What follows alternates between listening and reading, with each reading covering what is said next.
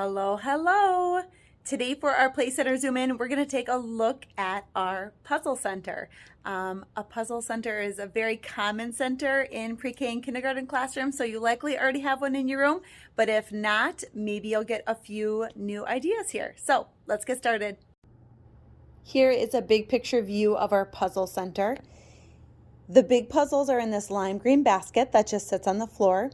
And then our wooden puzzles can be found in this black shelf over here.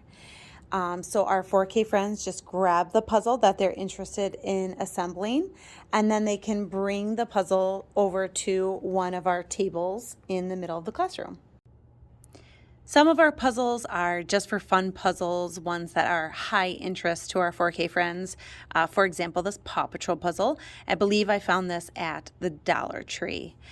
So we have some of those puzzles in here that are just for fun. A lot of my friends like vehicles. I love the Melissa and Doug floor puzzles. They are so durable and strong. Other puzzles in our basket require a little bit more thinking. For example, this one is a picture sequencing puzzle. This one is an alphabet puzzle where they have to match the uppercase letter, the lowercase letter, and the corresponding picture that has the same beginning sound. Just a little tip, if your puzzle boxes ever get destroyed, because that happens with little ones over time, we just cut out the picture and then we put it in a plastic container and it works just the same.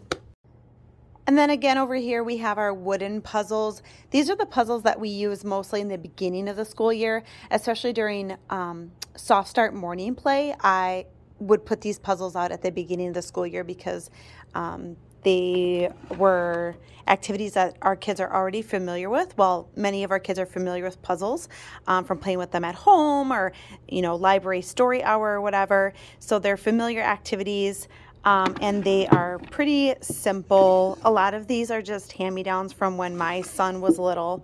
Again, I love the Melissa and Doug puzzles. They're awesome. But I have other ones that are not Melissa and Doug. This one, for example, is Leapfrog. This is also a great quality puzzle. And of course, my favorite puzzles are those where our students are able to practice skills. For example, matching shapes, matching colors, matching numbers. And then once they get a little bit more comfortable with the easier puzzles, then we start introducing these puzzles. Again, this is another Melissa and Doug, but this is a more simple version of like a jigsaw puzzle.